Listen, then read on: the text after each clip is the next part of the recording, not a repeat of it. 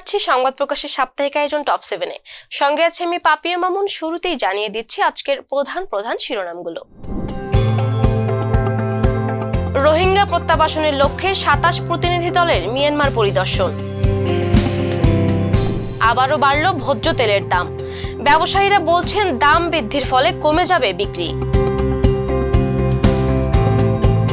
সত্যজিৎ রায়ের হীরক রাজার দেশে কেবল একটি সিনেমা নয়, যেন শাসকদের জ্বলন্ত উদাহরণ।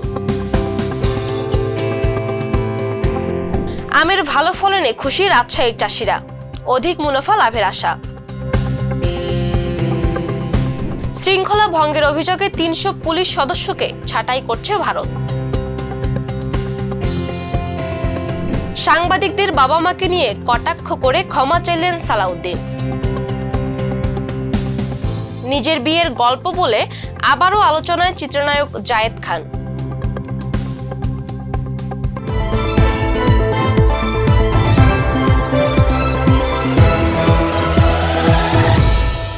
প্রথমবারের মতো 20 রোহিঙ্গা সহ 27 জনের প্রতিনিধি দল সোমবার 5 মে টেকনাফ মিয়ানমার ট্রানজিট ঘাট দিয়ে মিয়ানমারে পৌঁছান। পরে সেখানে রোহিঙ্গাদের জন্য তৈরি শেল্টার পরিদর্শন করেন ও মিয়ানমার সরকারের কাছে নিজেদের দাবিও তুলে ধরেন রোহিঙ্গারা।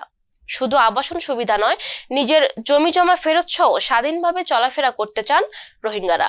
মিয়ানমার থেকে ফিরে রোহিঙ্গা নেতা মোহাম্মদ সেলিম জানান, তারা মিয়ানমার সরকারের কাছে 5টি দাবি জানিয়েছেন। এসব দাবি তাদের অধিকারও বটে। দাবির মধ্যে জমি ফেরত, স্বাধীনভাবে চলাচল সহ আরো 3টি সুবিধার কথা উল্লেখ রয়েছে। এসব মেনে নিলেই তারা মিয়ানমারে ফিরবে। প্রতিনিধি দলের প্রধান শরণার্থী ত্রাণ ও প্রত্যাবাসন কমিশনার মিজানুর রহমান জানান, রোহিঙ্গাদের সন্তুষ্টির বিষয়টি এখনো অনেকটা আপেক্ষিক। সরকার আপাতত প্রত্যাবাসন প্রক্রিয়া শুরু করতে চায় বলে জানান তিনি। রোহিঙ্গা প্রত্যাবাসনের লক্ষ্যে 2018 সালে বাংলাদেশ 8,88,000 রোহিঙ্গা শরণার্থীর তালিকা মিয়ানমারের কাছে পাঠিয়েছিল। এরপর মিয়ানমারের পক্ষ থেকে 28,000 রোহিঙ্গার একটি ফেরত তালিকা পাঠানো হয়। তালিকা ধরে যাচাই বাছাই করতে মার্চে বাংলাদেশে আসেন মিয়ানমার সরকারের 17 প্রতিনিধির একটি দল। আবারও লিটার প্রতি 12 টাকা বাড়ল ভোজ্য তেলের দাম। এতে ক্রেতাদের মধ্যে নতুন আতঙ্ক, তেলের সঙ্গে সম্পৃক্ত সবকিছুর দাম না বেড়ে যায়। ব্যবসায়ীরা বলছেন তারা নিরুপায়। সাধারণের বক্তব্য, দাম বেড়ে যাওয়ায় নিম্নবিত্ত ও মধ্যবিত্তের উপর চাপ পড়েছে বেশি। খাদিজা নিপার প্রতিবেদন, ছবি তুলেছে রিয়াদুর রহমান পিঞ্জু।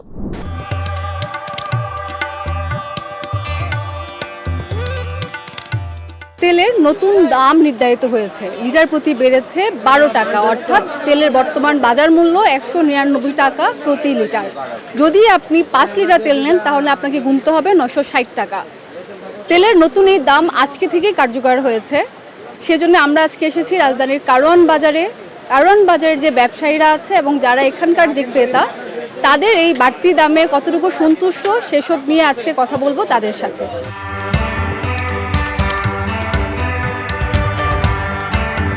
বর্তমানে তেলের প্রতি লিটারে 12 টাকা করে বাড়ছে।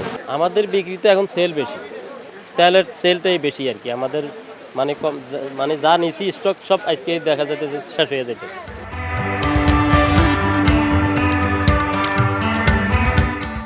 এটা আসলে নিম্নবিত্ত বা মধ্যবিত্তের উপর খুবই চাপ পড়ছে।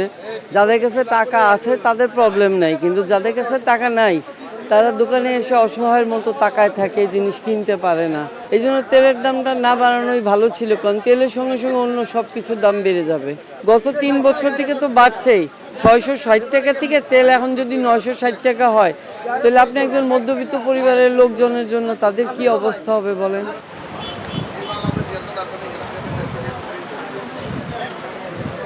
যেভাবে বাড়ছে, মানে এই যে তেলের দাম যে বাড়তেছে, এমনি তো মানে আমি কুলাইবার পারি না, কারণ আমার 5-6 জন মানুষ খাওয়াইয়া আমি সিগারেট পান বেশি। তেল যেন মনে করেন দিত 6 ওহন্দে আদি 6, পেঁয়াজ যেন 5টা দিত ওহন্দে 2টা। আমরা আর কি বলার আছে, বাড়তাছে আমরা নিতাছি, এহেনি বলার আর কি আছে। বললে কি আমরা পারবো যে বাড়ায়েন না বা কমায়েন না?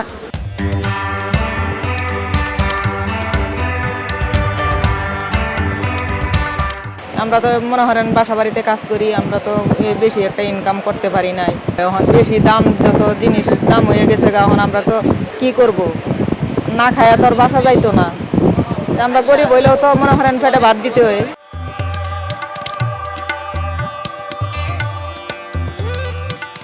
কাস্টমার কিন্তু অনেক মানে আপনার এখানের মধ্যে মানুষের প্রতি একটা ভয় কাজ করতেছে। এখন যেহেতু আমি ধরেন একটু এক লোক আসছে, চিন্তা করতেছে যে সবাই চাষতে যে তেলের দাম কত হচ্ছে, যে দোকানে একটু তেলের দাম কম পাচ্ছে ওই দোকান থেকে তেল বেশি করে নিয়ে যাচ্ছে। সত্যজিৎ রায়ের হীরক রাজার দেশে সিনেমা থেকে হয়ে গেছে ইতিহাস বা জ্বলন্ত উদাহরণ। বিশ্বের অনেক শাসকের অবিবেচক আচরণ বা স্বেচ্ছাচারিতা দেখলেই আমরা হীরক রাজার দেশে সিনেমার কথা মনে করি, এর গান ও সংলাপ বলতে শুরু করি। এই সিনেমাকে ঘিরে কিংবদন্তি অনেক উপমাও রয়েছে। হাসান শাওনের প্রতিবেদন, কণ্ঠ দিয়েছেন সঞ্জিতা শম্পা। কতই রঙ্গ দেখি দুনিয়ায়, ও ভাই রে ও ভাই কতই রঙ্গ দেখি। কিংবদন্তি জাপানি চলচ্চিত্রকার আকিরা কুরোসাওয়া বলেছিলেন, পৃথিবীতে জন্ম নিয়ে সত্যজিৎ রায়ের সিনেমা না দেখা অনেকটা চন্দ্র ও সূর্য না দেখার সমতুল্য।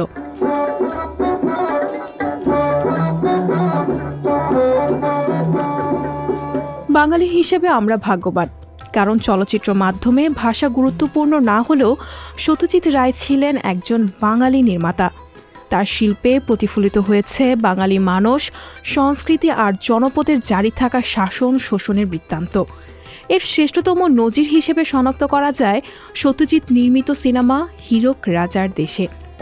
আহা কি আনন্দ আকাশে বাতাসে। 1980 সালের 20 ডিসেম্বর মুক্তি পায় এই সিনেমা হীরক রাজার দেশে, যাতে রূপকধর্মী মিউজিক্যালে উঠে এসেছে হীরক রাজ্য নামের এক জুলুমের জনপদ। চরম কর্তৃত্ববাদী শাসন বা ফ্যাসিবাদ যে নামই এখন একে আখ্যায়িত করা হোক না কেন, হীরক রাজ্য ছিল তেমনই। সংখ্যাগরিষ্ঠ মানুষ যেখানে ন্যায্য অধিকার পায় না, রাজ করে নিংড়ে নেওয়া সম্পদে চলে ভোগবিলাস, অপরদিকে অনাহারে থাকে সম্পদের যোগানদাতারা। সহজ সুরের গানে সত্যজিৎ যাকে বলেছিলেন, হীরার খনির মজুর হয়ে কানা করি নাই। সোনার ফসল ফলায় যে তার দুই বেলা জোটে না, আহার হীরার খনির মজুর হয়ে কানা করি নাই। হীরক রাজার দেশে চলচ্চিত্রে আধুনিক রাষ্ট্রযন্ত্রের সামরিক বাহিনী, জনগণের ওপর নজরদারি, আমলাতন্ত্র, মন্ত্রিপরিষদ, নির্যাতন কক্ষ, উন্নয়ন প্রচারণা বাগাড়ম্বের মতো প্রতিটি উপাদান স্রেফ রূপকের আশ্রয়ে দৃশ্যমান, যেখানে সৃষ্টি জগৎ জানা বোঝার বিদ্যাপীঠ ক্ষমতার চক্ষুশূল হয়, আর আগুনে পড়ে সভ্যতার ধারক বই। মোরা ভূতের রাজার বরের জোড়ে, ভূতের রাজার বরের জোড়ে, বরের ভূত ছাড়াই। কিন্তু শুধু গরিবের দুর্দশা দেখানোর ইচ্ছায় হীরক রাজার দেশে সিনেমা নির্মাণ করেননি সত্যজিৎ। তিনি দেখিয়েছেন ব্যবস্থা বদলের কায়দাও। মানুষে মানুষে ভেদের বিপরীতে সাম্যের সমাজ ব্যবস্থার স্বপ্ন এখানে স্পষ্ট। যে কোনো স্বৈরাচারী ও দমনমূলক শাসন ব্যবস্থা প্রতিরোধে সবচেয়ে সাহসী স্লোগানের মতো হয়ে আছে এই সিনেমার সংলাপ। করো যদি রাজা তবে ছাড়ো গদি, অনাচার করো যদি রাজা তবে ছাড়ো গদি। যারা তার ধামাধারী তাদেরও বিপদ ভারী। গরিবের শোষণ পাপ, ক্ষমা চেয়ে নাহি মাপ, নাহি কোনো পরিত্রাণ, হীরকের রাজা শয়তান। নাই কোনো পরিত্রাণ, হীরকের রাজা শয়তান। হীরক রাজার দেশে সিনেমা এই স্লোগানে অমরত্ব লাভ করেছে। কঠিন কথা এখানে বলা হয়েছে সহজে। দড়ি ধরে মারো টান, রাজা হবে খান খান, এই স্লোগানে একসময় শরিক হয় রাজা স্বয়ং। কোনো ব্যক্তি খলনায়ক হয়ে জন্মায় না। এর জন্য দায়ী দুর্বৃত্ত শাসন ব্যবস্থা, আর গণপ্রতিরোধে তা উপড়ে ফেলা অসম্ভব নয়। সিনেমায় কিভাবে বিবেকের শির দ্বারা 118 মিনিটে দাঁড়ায় সত্যজিৎ রায় তা দেখিয়ে দিয়েছেন। সঞ্জিতা শম্পা, সংবাদ প্রকাশ। আম খেতে পছন্দ করেন না এমন মানুষ খুঁজে পাওয়া কঠিন। সারা দেশে আমের প্রধান যোগানদাতা জেলা হচ্ছে রাজশাহী, তাই তো এই জেলাকে বলা হয় আমের শহর। দেশের চাহিদা মেটানোর পাশাপাশি বিদেশেও রপ্তানি হচ্ছে আম। এদিকে আম চাষিদের ধারণা গত বছরের চেয়ে এবছর আমের বাণিজ্য আরো ভালো হবে। রাজশাহী প্রতিনিধি এম এ মামুনের তথ্য ছবিতে রুমি প্রভার টেক্সট রিপোর্ট।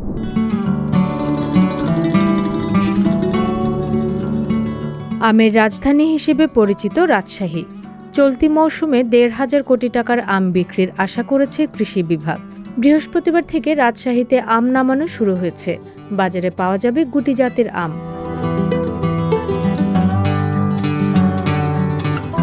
রাজশাহী কৃষি সম্প্রসারণ অধিদপ্তরের তথ্য মতে গত বছর 1,000 কোটি টাকার মতো আমের বাণিজ্য হয়েছে। চলতি মৌসুমে 1,500 কোটি টাকা ছাড়িয়ে যাবে। আমাদের আমের ব্যাপক ফলন হয়েছে, আমরা নিশ্চিন্ত যদি বাজারটা ভালো পাই তাহলে আমরা সাকসেস হব। এই বছর আপনার আমরুপালি গাছ আছে আমার প্রায় 13,000, ওখানে অনুমানিক কেজি 2,000 মন পাবো। আর বড় আমের গাছ আছে প্রায় 2,000 মতন, ওখানে প্রায় 3 থেকে 3,500 মন আম পাবো। তথ্য অনুযায়ী গত বছর রাজশাহী জেলায় 18,515 হেক্টর জমিতে আমের চাষ হয়েছিল, আর এবছর রাজশাহীতে 19,578 হেক্টর জমিতে আমের চাষ হয়েছে। এবছর আবহাওয়া অনুকূলে থাকলে 2,58,000 মেট্রিক টন আম উৎপাদন হবে বলে আশা করা হচ্ছে। রাজশাহী কৃষি সম্প্রসারণ অধিদপ্তরের উপপরিচালক মুজতার হোসেন জানান, রাজশাহীতে এবার আমের খুবই ভালো ফলন হয়েছে। গত বছর প্রতি মণ আম 3,200 থেকে 4,000 টাকাতে বিক্রি হচ্ছে। এবারও চাষিরা ভালো দাম পাবে। এ বিষয়ে রাজশাহী জেলা প্রশাসক শামীম আহমেদ জানান, বাজারে পরিপক্ক ও নিরাপদ আম নিশ্চিত করতে প্রতি বছর তারিখ নির্ধারণ করা হয়। এবারও সংশ্লিষ্ট সবার মতামতের ভিত্তিতে তারিখ ঠিক করা হয়েছে। আর চাষিরাও যেন ক্ষতিগ্রস্ত না হয় সে লক্ষ্যে প্রশাসন কাজ করছে। মাঠ পর্যায়ে তদারকি থাকবে। রুমি প্রভা, সংবাদ প্রকাশ।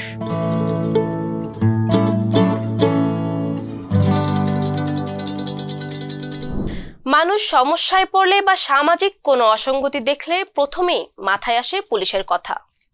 পুলিশও সেই দায়িত্ব যথাযথ পালনে সচেষ্ট ভূমিকা পালন করেন।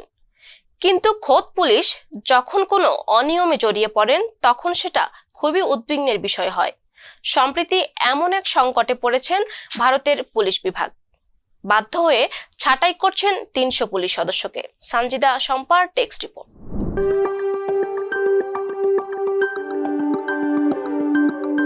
ভারতের আসাম রাজ্যে মাত্রাতিরিক্ত মদ্যপানের জন্য চাকরি হারাতে চলেছেন প্রায় 300 পুলিশ কর্মকর্তা।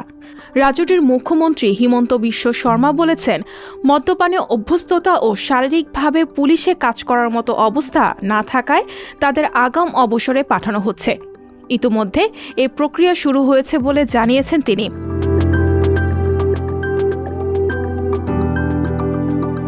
হিমন্ত বিশ্ব শর্মা জানান, ওই পুলিশ কর্মকর্তারা এতটাই নেশাগ্রস্ত যে অফিস টাইমেও মদ খাচ্ছেন। তাদের জন্য থানা পুলিশের অফিসে কাজের পরিবেশ বিঘ্নিত হচ্ছে। আগাম অবসর দিয়ে নতুন লোক নেওয়া হবে।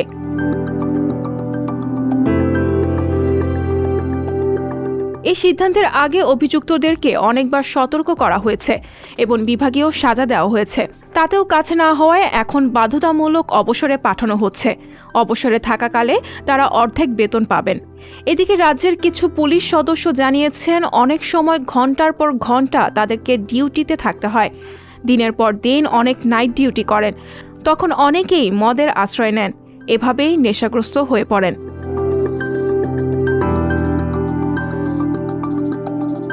এর আগে মুখ্যমন্ত্রী শর্মা পুলিশ বাহিনী থেকে অযোগ্য পুলিশ সদস্য ছাঁটাই করার প্রতিশ্রুতি দিয়েছিলেন। ভারতীয় সংবাদ মাধ্যমগুলো জানিয়েছে, ডিউটিতে থাকাকালে মাতাল আচরণের কারণে আসামের বেশ কয়েকজন কর্মকর্তাকে বরখাস্ত করা হয়েছে। ভারতের অন্যান্য রাজ্যেও একই ধরনের পদক্ষেপ নেওয়া হবে। আন্তর্জাতিক ডেস্ক, সংবাদ প্রকাশ।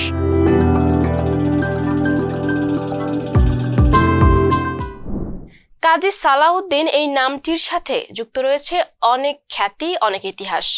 ফুটবল ইতিহাসের সব সাফল্য ছাপিয়ে আজ এক ভিন্ন আলোচনায় ঘুরে ফিরে আসছে সালাউদ্দিনের নাম। তা তিনি চান বা না চান। এবার আলোচনায় এলেন সাংবাদিকদের বাবা মাকে কটাক্ষ করায়। বিস্তারিত ফারজানা বাবির ডেস্ক রিপোর্টে। আমি এই কথাই যদি কাউকে হার্ট করে থাকি, দুঃখ দিয়ে থাকি, আমি ভেরি সরি। বাফুফে ও বিতর্ক যেন ওতপ্রোতভাবে জড়িয়ে আছে। বিতর্ক পিছু ছাড়ছে না এই ফেডারেশনটির। এবার সভাপতি কাজী সালাউদ্দিন পড়েছেন বিতর্কের মুখে।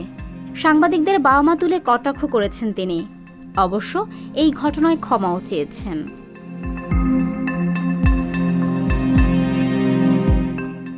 মঙ্গলবার ফেডারেশনের কার্যনির্বাহী কমিটির সভা অনুষ্ঠিত হয়। সবার শেষে সংবাদ সম্মেলন অনুষ্ঠিত হওয়ার কথা ছিল। ঘটনার সূত্রপাত ঠিক সংবাদ সম্মেলনের আগেই।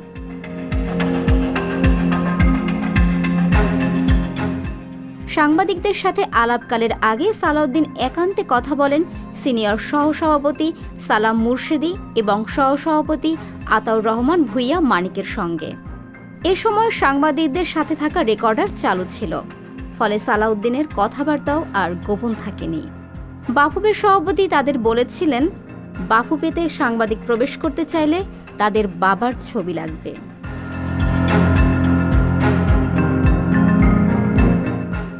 জার্নালিস্টরা বাফুফে ভবনে ঢুকতে চাইলে তাদের বাপের ছবি লাগবে। এখানে ঢোকার শর্ত হলো বাপের একটা জুতা পরার ছবি পাঠাবে। এটা ম্যান্ডেটরি। আমার তো এখানে বাবার জুতা পরার ছবি থাকবে।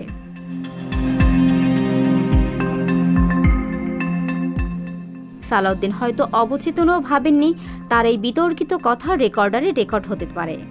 পরে তিনি ভিডিও বার্তা পাঠিয়ে ক্ষমা চান।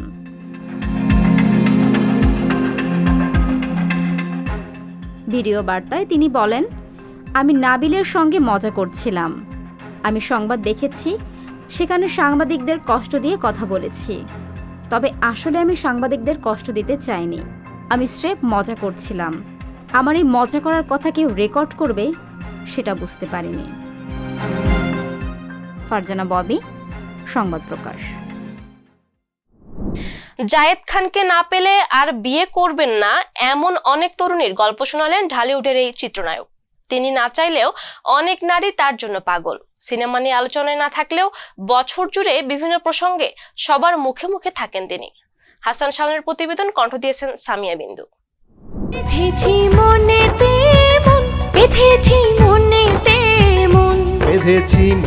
প্রাঙ্গণে দীর্ঘদিন জায়েদ খানকে দেখা না গেলেও নানা বিষয় নিয়ে তিনি প্রায়ই আলোচনায় থাকেন। সম্প্রতি আবারও আলোচনায় এসেছেন তিনি, তবে তা কোনো সিনেমা নিয়ে নয়। একটি বেসরকারি টিভি চ্যানেলকে দেওয়া সাক্ষাৎকারে ঢালিপাড়ার চিত্রনায়ক জায়েদ খান বলেছেন, আমি সুন্দরীদের জ্বালাতে চাই, তারা আমাকে বিয়ে করতে চায়। তিনি বলেন, আমার ফেসবুক ঘাটলে দেখবেন 3 ভাগের 1 ভাগ মেয়ে। আমার যত ফোন আসে সব মেয়েদের, আমি যত গিফট পাই সব মেয়েদের। আমি মেয়েদের কাছ থেকে যত প্রেম নিবেদন পেয়েছি সেটা আনবিলিভেবল। অনেক মেয়ে বিয়ে করছে না, করবে না নাকি আজীবন। তাদের বোঝানোর চেষ্টা করেও লাভ হচ্ছে না। বলেছি আগুনের পিছনে ছুটলে হাত পুড়ে যাবে, তবে আমি আগুন হয়েই থাকতে চাই। আমি সুন্দরীদের জ্বালাতে চাই। কিভাবে? কাল আমাদের দেখা হবে, নবীন বরণজ। তিনি আরও বলেন, আমি সৌন্দর্য ভালোবাসি, সেটা পজিটিভলি দেখছেন সবাই। আমি নাকি জাতীয় ক্রাশ, তবে তরুণীদের সারায় আমি অভিভূত। তারা মন থেকে আমাকে চান। এর কারণ আমি তো নোংরামি করিনি। করলে এতদিনে অনেক কিছু বের হতো। আমি একজন শিক্ষিত ছেলে। এটাই জায়েদ খানের পরিচয়। জায়েদ আগুন হয়ে থাকবে। তুই যে আমার প্রেমের ভুবন বেঁধেছি মনেতে। জায়েদ আরও বলেন, আমি সব সময় নারীদের সম্মান করি, সম্মানের সঙ্গে কথা বলি, যে কারণে অনেক তরুণী নিয়মিত ফোন দিচ্ছে। তারা আমার সঙ্গে প্রেম করতে চায়, আমাকে বিয়ে করতে চায়। সামিয়া বিন্দু, সংবাদ প্রকাশ, ডেস্ক রিপোর্ট।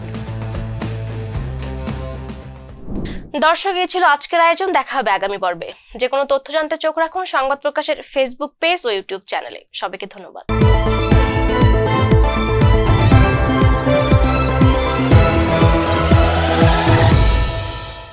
সংবাদ, ফিচার ও অনুষ্ঠানের জন্য ভিজিট করুন সংবাদ প্রকাশের ওয়েবসাইট এবং যুক্ত থাকুন ফেসবুক পেজ ও ইউটিউব চ্যানেলের সঙ্গে।